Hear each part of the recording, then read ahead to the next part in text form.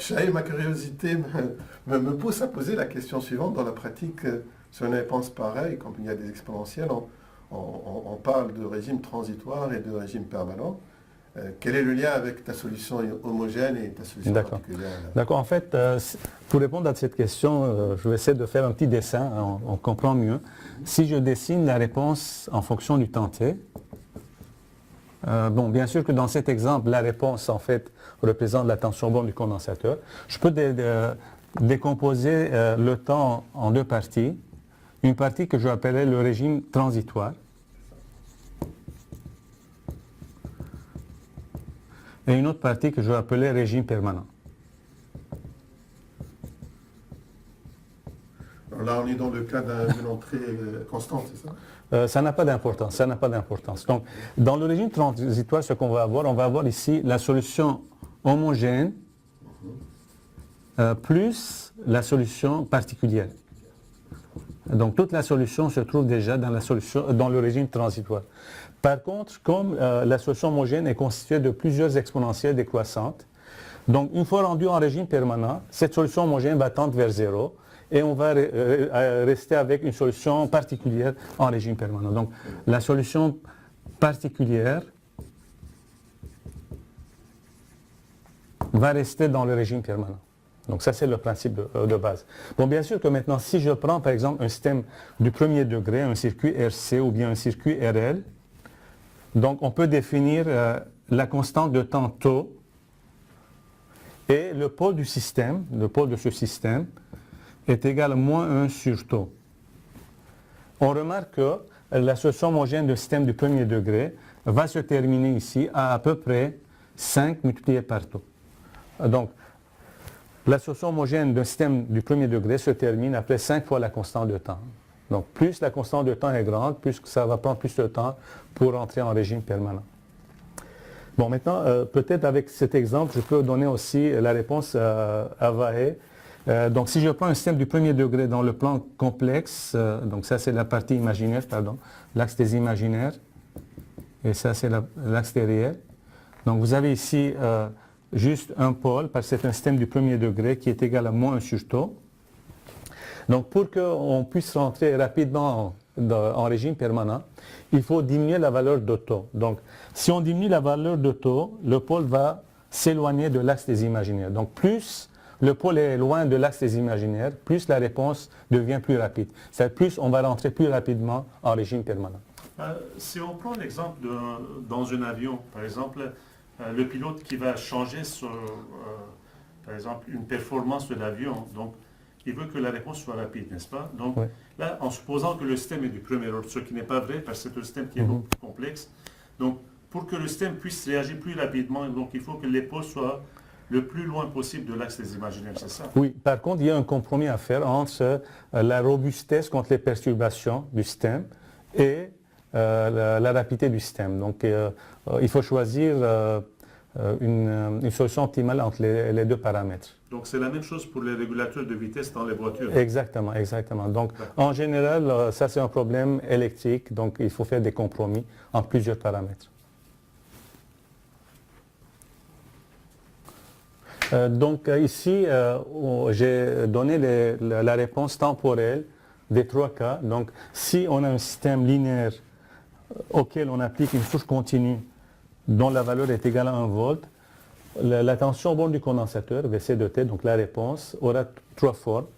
Si les deux racines sont distinctes, réelles, négatives, donc ça serait la somme de deux exponentielles décroissantes, plus une solution particulière qui est égale à 1, parce qu'on est en train de charger le condensateur. Si les deux racines sont identiques, ça va être la somme de deux exponentielles, où une des deux exponentielles est multipliée par T. Et troisième cas, si les deux racines sont complexes conjuguées, la solution homogène va avoir une allure de cosinus amorti. L'amortissement dépend de ce paramètre alpha. Et on remarque que dans les trois cas, on a toujours deux inconnus, les deux constantes A1, A2, ou A3, A4, ou D et θ. Ces constantes sont calculées à partir des conditions initiales. Comme c'est un système du deuxième degré, vous allez avoir deux conditions initiales. Et à partir de ces deux conditions initiales, on est capable d'aller chercher les valeurs de ces deux constantes. Chahé, juste, j'aimerais intervenir ici. On parle des conditions initiales, mais qu'est-ce que ça veut dire une condition initiale? Est-ce qu'on parle des conditions initiales dans les composants dynamiques ou bien... Donc si je prends par exemple un circuit RLC, excité par une source continue de 1 volt, vous allez avoir des conditions initiales dans les éléments dynamiques. Donc par exemple, ce condensateur sera chargé initialement juste avant la fermeture de l'interrupteur de VC0 et cette bobine sera chargée d'une certaine condition initiale que je peux noter par I0 juste avant la fermeture de l'interrupteur. Donc les conditions initiales font partie des éléments dynamiques. Donc ces conditions initiales, si je comprends bien, ils sont déjà donnés dans cet exemple. Exactement. Si on veut les créer, par exemple, qu'est-ce qu'on peut faire? Donc, ça sera un autre circuit qu'on va débrancher à l'instant t égale à 0. C'est un autre circuit qui va charger le condensateur et la bobine jusqu'à l'instant t égale à t0 moins. Okay. Et à l'instant t égale à 0 plus, on va fermer cet interrupteur et on va débrancher le circuit qui a servi pour charger ces éléments dynamiques. Donc, si je comprends bien, donc, on regarde entre moins l'infini plus l'infini. Donc, imaginons que je ferme l'interrupteur à t égale à 0 plus. Donc, de moins l'infini à 0 moins, ça c'est la condition initiale qui va charger les composants. Donc, la condition initiale, c'est à l'instant t égale à 0 moins. Donc, le circuit qu'on n'a pas dessiné ici va charger la bobine et le condensateur de moins l'infini jusqu'à 0 moins. À 0 moins, les deux éléments seront complètement chargés. Et dès qu'on ferme cet interrupteur à t égale à 0, on va débrancher l'autre circuit et on aura un circuit RSC qui est chargé. Les éléments dynamiques seront chargés de I0 et VC0. Et ce sont ces valeurs de I0 et VC0 qui vont nous servir à calculer ces constantes à 1, à 2, à 3, à 4 ou bien D et θ. Est-ce que, par exemple, si je prends le premier cas, on a deux racines qui sont identiques. Comment utiliser ces deux conditions initiales pour arriver Donc ici, tout d'abord, on dit que VC0 plus est égal à A3 plus A4 plus 1, qui doit être égal à la condition initiale, VC0. Alors ce qu'on doit faire maintenant, c'est qu'il faut dériver la tension VC de T pour trouver le courant dans le condensateur. Mais ce courant est aussi égal au courant dans la bobine, parce que les deux éléments sont en série. Donc en calculant le courant dans la bobine IL de T, qui est égal à C dVC sur dt, on va trouver une équation. Il faut remplacer T par 0. Et cette expression va être égale à la condition initiale. Donc on aura deux équations à deux inconnus. Donc dans cette expression-là de VC de T, si je prends par exemple ce cas-là, donc lorsque T égale à 0, ce terme-là va tendre vers 0 parce que j'ai un T. Exactement. Pour la première condition initiale, quand T égale à 0, ce terme va être égal à 0. Donc A3 plus 1 va être égal à VC0. Okay. Maintenant, supposons que les deux conditions initiales sont égales à 0. Donc je peux dessiner ici les réponses temporelles, parce que je vous ai promis de donner la courbe. Dans le premier cas, ça sera quelque chose qui va faire ça. Donc, ici, en fait, c'est la somme de deux exponentielles plus 1. Dans le deuxième cas, on va voir quelque chose qui va ressembler à ça. Donc, là, je vous rappelle, ça c'est VC en fonction du temps t. Ça c'est VC en fonction du temps t. Donc, encore une fois, vous allez avoir deux exponentielles, la somme de deux exponentielles ici. Par contre, une des deux exponentielles est multipliée par petit t. Donc, ça va changer un peu, mais l'allure est assez proche, plus 1.